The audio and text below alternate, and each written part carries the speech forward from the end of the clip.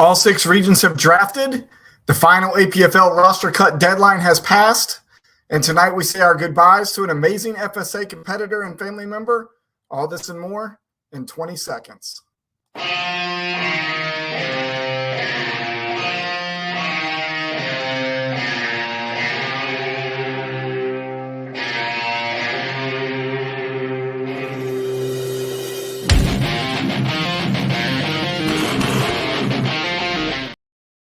Hey, fellow fanatics, welcome to the Fanatically Real broadcast, sponsored by Nature Coast Tailgating Apparel, the official apparel of the FSA. Hopefully the beginning of that wasn't too wonky. I was trying to outthink StreamYard tonight by using a video, a still image, because what's crazy about this program, and I shouldn't say this out loud in case they're listening, is when I'm using the free version of this, I can't put still images on the screen, nor can I take their branding off of the screen, but I can use videos all day long. So my workaround tonight was to try to put a video up there instead of a still image. And because you have to push live twice and then get that going back and forth, I just don't know how it turned out on your end. I think if you all saw it, you might have saw it for a second or two, but it was the banner for the night before we came into the show. So hopefully everybody understands kind of the intent of the show tonight. We've got a few things to talk about first, though. Did say at the top of the show that all of the drafts for the Fanatically Real redraft are complete. They are as of Sunday. At various times we concluded those, but we all started at 7 p.m. East Coast time on Sunday. I can't say it wasn't without hiccups, though, because, Lord, there were some. You all received, I guess, my little bit of what we'll call a rant over on Discord, where I copied and pasted stuff over there to you all. Definitely said that we are going to be better for 2024. Hopefully you all can still hear me. Not as important as you all be able to hear me. You don't really need to see me. Yeah, it says here on my little thing that the connection is unstable. I've talked about this for a while to see if there was something that I could do to make this better. But tonight it is going to be what it is. I don't want to stop it and restart it and hope that it will be better. Nakamoto says that the audio was clear. So that's all that matters. You all don't need to see my face anyways. So probably don't want to see it. So yeah, I've got to find a better way to get a better connection up in here. It seems to work gloriously and just fine when I'm feeding it with OBS. So I think it's more of a software issue with me using this on their server versus using OBS here and pushing it across. But then, of course, and Jason knows this too, then I have my own issues with YouTube as I'm doing it with OBS. So we said we're going to be better in 2024 for the Fanatically Real redraft.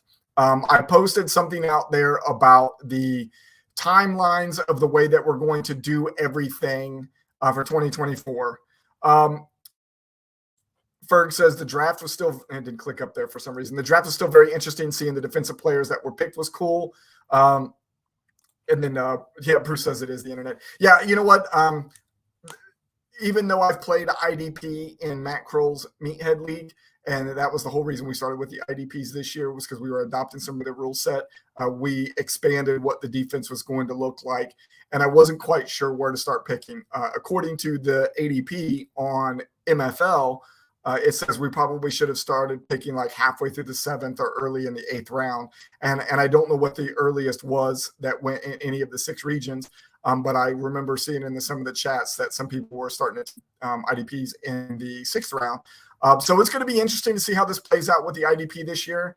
I feel like there's still a lot of talent that's out there on NFL rosters that could be on Fanatically Real redraft rosters. So the waiver wire is going to be a lot of fun. I do want to talk about the waiver wire in a second, but what I want to go back and talk about some things for 2024 for the Fanatically Real redraft. So Matt and I talked on the phone a little bit today, and we brainstormed some ideas of how to improve 2024, and we both threw out some ideas, and I want to throw them out to you as well. Not saying that this is the end-all be-all and this is the way it's going to be. These are, not all-inclusive. I would love to hear other ideas that are out there as well, but here are some of the thoughts that we came up with. One was all regions do a live e-draft. Let's see. Matt Brown says, I made 6 defensive picks in a row starting at 7. That could be awful. Well, you never know. I think strategy-wise, and I probably shouldn't say this out loud, strategy-wise, I think that there are a lot of points to be had on the defensive side. They're always going to gain points, not like on the offensive side where you're going to have your studs. There's always going to be tackles on the defensive side, right? Assisted tackle, sacks, and stuff like that. So I think it's probably not as big of a deal on the defensive side, but there are still going to be those top players at each one of those positions, whether it's linemen, linebackers, or DBs, that are going to do great things for you. And I think if you could cash in on a few of those, that will definitely help, especially if you went on a run like that and you might be weak at a scoring position on the offensive side. So you never know. It says 7 is when I stopped getting quarterbacks. I think that was probably the flaw in my plan. This year was not enough quarterbacks. I'm sitting with 2 right now, and neither one of them I'm 100% happy with, which is not great in a super flex league. But anyways, let's talk about the 2024 stuff. One of the things we threw out there was live e-drafts, meaning that we would get everybody in an electronic room together to draft. Thoughts we had was doing it on Zoom. The good thing, or the easy way that we can make that happen next year, is all of the drafts are going to happen on different days next year. They are not going to happen all at once. If you saw the notes that I put out there on Discord, we are going to spread them out over a period of time next year. I think that will alleviate some of the issues. One of the other things that we put out there is that we're going to have a communications check the week prior to the draft. So what we'll have is we'll have a payment deadline. We will have the draft selection shows. There will be 2 weeks before we draft after the draft selection shows. In that middle week, we will do our communications check. That communications check will be everybody getting online so we can do our last, okay, how do we use MFL type stuff, and show everybody how to get on the draft portion of MFL. Just mostly for visual purposes if we're able to go to the e-draft, because with the e-draft, here's what my thought process is. I will be able to be there for every single one of the drafts by having them stretched out like that. We can do like I had to this past Sunday in a couple of leagues, which was in the commissioner role, pick players for people. So my thought process is we all get in a room together. You say your pick out loud. You don't have to bother yourself with making that pick and all of the logistics to go along with it. I'll do that as the commissioner on my side. And all you have to do is make sure that the big board is up and you can see what list of players that are left. Now, a couple people complained about the rankings for MFL. If we do it this way, then you don't have to look at the rankings that are on MFL either. You can have a magazine if you want. You can sit down with your own rankings. And then the other thing, and this is probably going to make a couple people groan, we don't have a clock either. People are still going to move at a pretty good pace. You're going to be in a room with all of your league mates or your regional mates. I'm sure people are going to complain and push you along. I don't think we're going to need to have a clock. And if you can't make it to the draft, because everybody's going to be in the room together doing that electronic or that live e-draft, if you can't make it, you're automatically put on auto draft from the jump, and we'll just skip right over you even from pick 1, and we won't have to wait the 3 minutes for 2 picks in a row, and it'll be good. So those are a couple of ideas that we had. I know I said I was going to waiver wires. That's what I want to talk about. There was something else I wanted to talk about. Again, even with the hiccups that we had, there were also still some hiccups with the rosters, and I'm not sure how that happened. We had one team in the Great Lakes region that still got his 22 picks. However, when it was all done, he was short a defensive player, and it did give him some kind of error, but I'm not sure how it still let him pick his 22nd pick with that error. So what I think we need to do, and I want to ask everybody here now, we've got quite a few people, and I think you've seen us jump up as high as 15 tonight. If you're in the redraft league, do we open up waiver wire a week before the season starts, which means we could open it up and run a waiver wire run next week? I think that will help some people out, and I'm not looking to try to help out anybody in particular just because the draft went wonky for them or anything like that. I think it will help out multiple people, not just people that happened with. We are going to open up the waiver wire before the season starts in APFL. We originally weren't going to, and there was enough discussion about it. We have decided that we are going to do that now. So wanted to see how you all felt about doing that in redraft. So Bruce says yes. MJ's here now as well. Let me know, for the 13 of you that are out there watching, whether you are in the redraft league or not, you're just a casual fan and you want to put your 2 cents in, go ahead and say it as well. MJ says, hey, Commish. I think Matt says no way, but I'm not sure if he's meaning no way that we shouldn't do that. But let me know. The waiver wire is already set in reverse order. The schedule is now set. Everybody plays everybody once. Bill says he digs it. Again, I'm still not sure which one Matt said no way to, probably to that idea. You might be outnumbered, brother. You might be the only one that says no to that. Jason says sure. So it's a very good possibility that we might go ahead and open up. Waiver has been in since I couldn't save my roster after draft. Okay. I think we're going to do it. I just got to figure out when we're going to do it. Timing is crazy right now. We'll discuss why here in a little bit. Yeah, I think if the consensus, let's see. Paul says I have no issue with waiver going earlier. So that's a pretty good chunk. I do mean no way for that. It's a redo for drafting wrong. Don't love it. We'll figure it out. We'll see how many other people say it. And I don't know that it was really a way of drafting wrong. I think some people had issues with auto draft going on and off for them. Some people I had to go in and shut auto draft off for because they showed up and it was still stuck on auto draft. So I'm not sure what could have caused these certain issues, but I'm sure there's a good reason for every single one of them. And I appreciate that, MJ. So with that, as we're talking about the waiver wire rules, also, I think there's going to probably be some trading that's going to start going on very, very shortly as well. Based on, yeah, it did say 2, 2, and 2, but Bruce, for the defensive side, but there was also a flex position too. So not only did you do 2 linemen, 2 linebackers, 2 DBs, but there was also a flex position that you could have started any of those positions in as well. And that might have been what was screwing some people up. Even after I sent the sheet out so everybody could see what they were supposed to have, I think some people were probably still confused, even though it's been in the rules for a really long time. So that being said, waiver wire may or may not get turned on, but the trade rules are definitely there.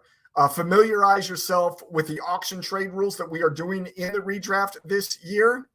Make sure you go out and look at that. I don't want anybody going, well, I didn't know I wanted to make this trade. I couldn't figure out why it wasn't going through. Why is it not automatic? Blah, blah, blah. Go out and read the auction trade rules in the rules page. It is there. No, so there was a super flex position for the quarterback that would have been up in the offensive side of that sheet that I sent out. I think we had quarterback, running back, 2 wide receivers, tight end, our 2 flex positions, a kicker, and then we went into the defensive side, which was 2, 2, 2, and then 1 flex there as well, and then your 7 bench players as well. So if you go back and look at that sheet that I sent out, I think you'll see it that way. So yeah. Waiver wire might be on its way. 2024, we're going to do better. Let me know what your thoughts are on there. Live e-drafts, me controlling the whole draft for you. Don't have to worry about rankings. You don't have to worry about pushing any buttons. I'll do it all for you. All you have to do is call it out. No clock. Let your league mates beat up on you if you're taking too long. And then if you can't make it, we're going to automatically put you on auto draft. Yeah, there was both an offensive and defensive flex position. Should have been what we call an FSA, a major flex position and a super flex position on the offensive side. We took the minor flex away this year. And then on the defensive side, there was a 1 flex position as well. Other thing that I said at the top of the show was that the roster cuts, the final roster cuts for the APFL, the deadline has come and passed as of 14 minutes ago. The last time I checked, and let me see if I don't know what the numbers are now. If somebody else is out there watching it right now and you give me an update, we still have 5 teams on the AFC side that needed to cut and 6 on the NFC side. There has been some questions about how IR plays into that. I actually have a feeler out to a couple of the guys in the league because I want to make sure that we get this right. Eric Penny, if you're out there watching this right now, go check your DMs on Discord and tell me what your thoughts on what I sent to you. But today was the day that we need to get our rosters cut down to 18 in the APFL. And again, we still have 5 and 6 that need to get cut. It's 11 teams out of 32. Make sure you get your cuts in there. I got mine in. I wanted to get it done early because I knew we had a lot going on tonight. And so I made my move earlier today, and I was debating between 2 players really, really hard. I cut a player, and then the other player that I was debating on whether to cut or not ends up retiring. So now I've had to cut him off my roster as well. Unfortunately, lost out on the player that I cut before the retirement. So now my roster is at 17.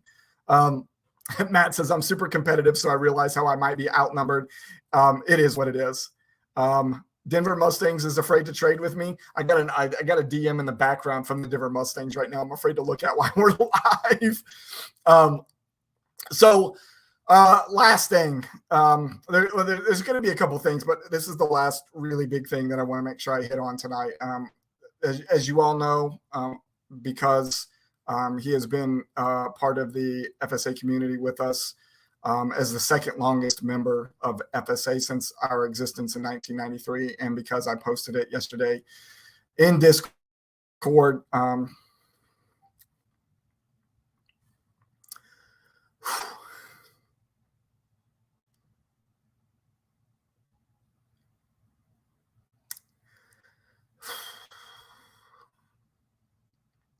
It's harder than I thought it was going to be.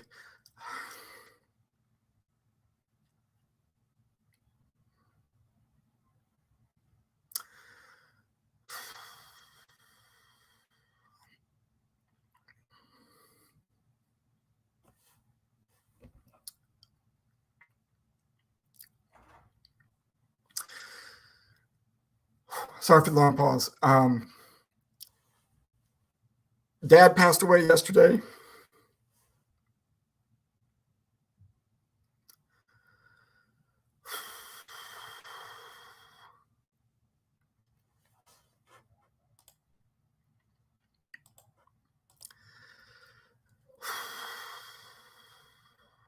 Thank you. I appreciate that. So we have decided that we're going to do something in his honor this year.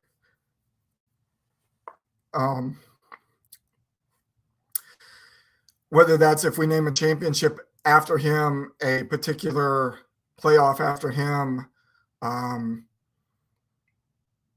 something in his memory.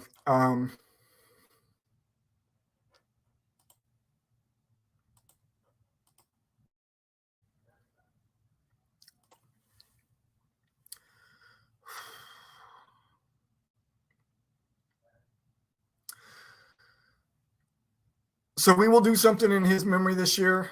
Not sure what it's going to be yet. I'm open to ideas. But from an FSA side,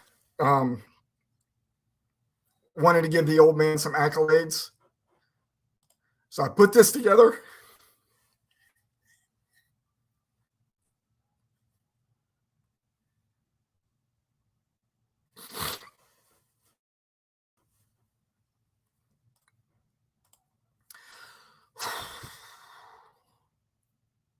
So he reached the World Bowl 4 times. He ended up being a world champion 2 times. He is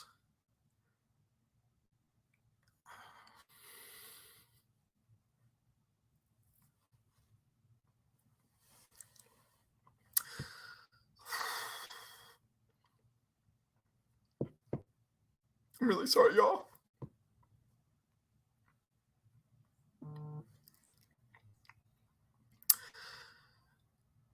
He was inducted into the Hall of Fame as our second class in 2019. And yeah,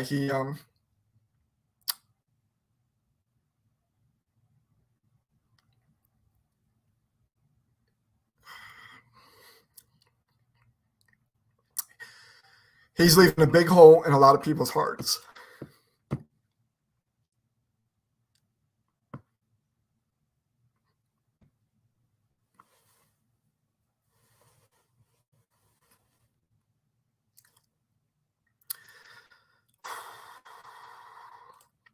All right. Thank you all for that. I appreciate you.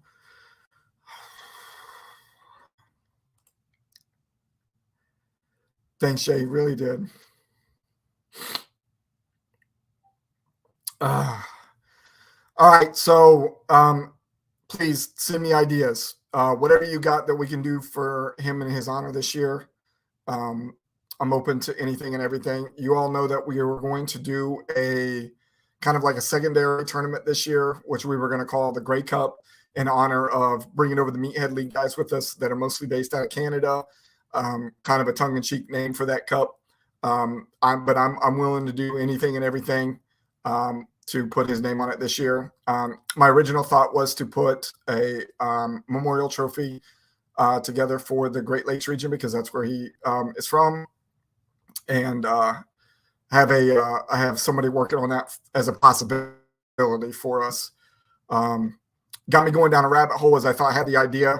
With all of the 3D printing that's around now, for a long time I looked for trophies that were already out there that are kind of like the bronze versions of them of all of our different regional mascots. And of course, it's pretty hard to find like minotaurs and serpents and stuff like that. But with 3D printing around now, we could pretty much virtually create anything. And with that thought, I went hunting for a 3D model for a Hydra, crazy as it is. And I found one. And, this is showing the geek in me.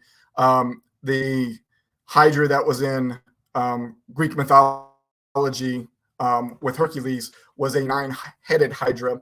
And when we decided to create the Hydra for the Great Lakes region, we decided to put 5 heads on it. And the reason being it was supposed to be 1 head for each one of the Great Lakes. And crazy as it is, I came up on the 3D model that I found online yesterday of this Hydra, and it's a 5-headed Hydra. It was like it was almost meant to be. So I do have a feeler out there for a person who could possibly put it together for us.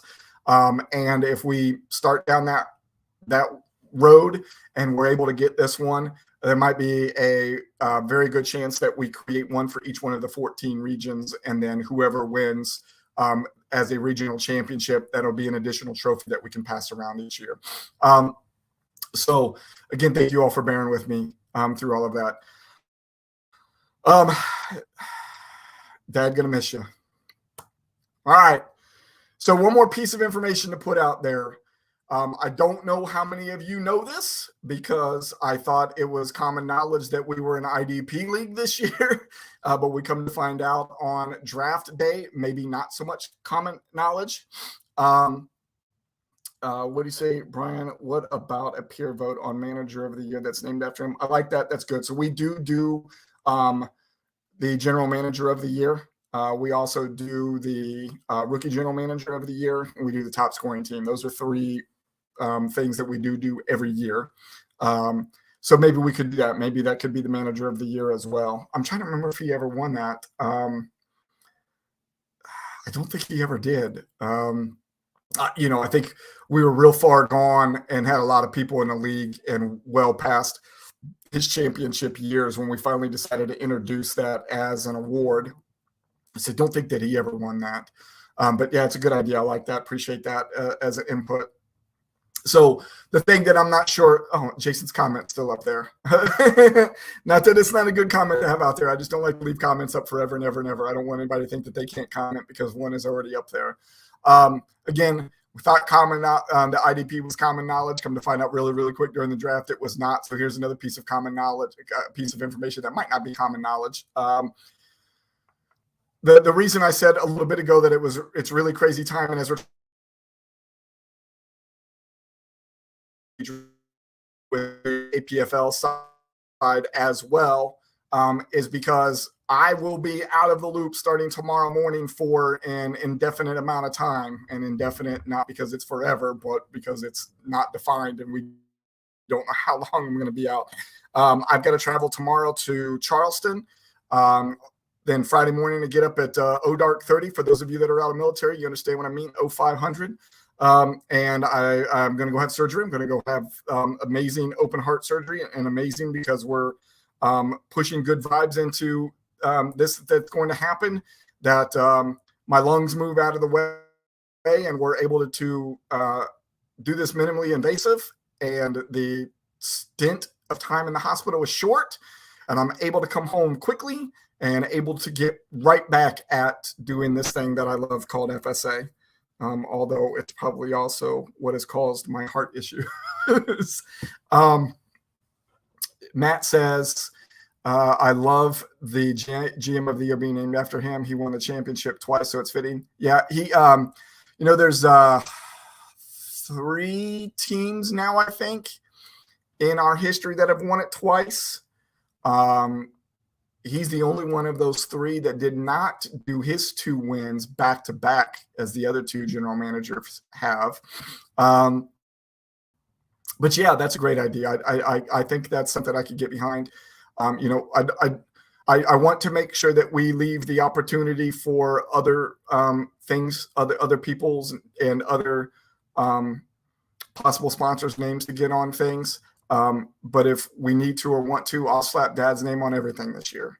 So just keep throwing your ideas out at me. So hospital tomorrow, hospital for blood work tomorrow, surgery on Friday. If all goes well, I'm only going to be in the hospital for a couple of days and then coming right back home for a week or 2. And then I should be good to go again. If it doesn't go so well, the stay in the hospital will be much longer and the recovery will be much longer. So I will do anything and everything I can for you all tomorrow from the road and from the place that we are staying prior to surgery. And then when I come out of surgery, as soon as I'm able to do anything. So please give me a checklist of all of the things that I need to be thinking about while I'm on a 3-hour drive tomorrow and need to do. And I'll try to do them from my phone and in the evening while we're in the Fisher house where we'll be staying. And I will try to make it happen before I go under the knife. That way we know that we don't have any worries as I'm coming out. Appreciate you, MJ. Appreciate you, Jay. Thank you. Also, it's awesome to see this many people out there tonight, too. We haven't had this much of a crowd in a while. I do appreciate all of you that decided to show. Thank you. Let's go back over this real quick and give a little synopsis for the show.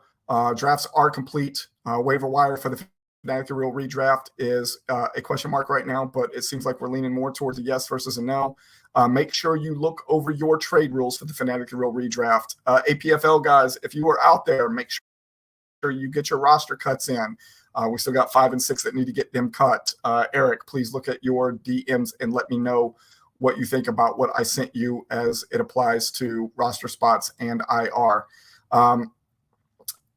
It was nice to have all of you come out and say goodbye to Dad. So I appreciate it. Surgery, travel day tomorrow, surgery on Friday. Add this to your list of things to think about. Not necessarily have to tell me about because I already know. Make sure you're looking into or hitting us up about the APBL, the Alliance Professional Baseball League. We have 11 members already committed for the 2024 season. If you are a fantasy baseball player, please hit us up and let us know that you are interested in playing. Hit us up on Discord. Everything is happening over there. And then I wish I could tell you next broadcast is going to be. If I'm still in the hospital, but I have the ability to do it from the hospital, hell, I'll do it from the hospital. But if not, it could be past week 1. When we do our normal Wednesday night show post week 1 of the regular season, before I get a chance to do another broadcast. I will let you know as soon as I know when that is going to happen. Matt, appreciate it. This stuff is a hobby for us.